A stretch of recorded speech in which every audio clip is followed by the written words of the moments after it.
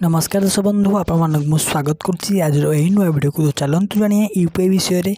UPI एवं आप February मास 1 तारिख रू यूपीआई चलो ना कौन चलनी पूरा डिटेल्स जानिए आम ये भिडियो माध्यम। तो आपने भिडियो को पूरा फास्ट टू लास्ट पर देखूँ। तो चलते आउ डेरी नक भिडियो को स्टार्ट करा। मुझे कहबी जदि आपने आम चैनल को नुआ आसती निश्चित भाव में ये चैनल को लाइक करूँ, शेयर करूँ, सब्सक्राइब करूँ।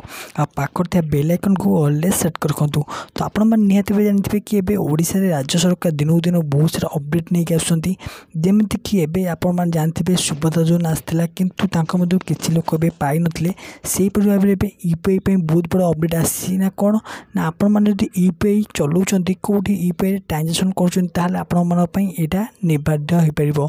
माने आपने यूपीआई माध्यम ट्रांजेक्शन करें ना केवल यह फोन पे माध्यम ट्रांजेक्शन करेंगे आ कौन माध्यम ट्रांजेक्शन हो पार ना बोली राज्य सरकार निजे डिक्लेयर कर। तो चलते आज वीडियो आपको किपर लगे कमेंट सेक्शन माध्यम निहत जनइबे।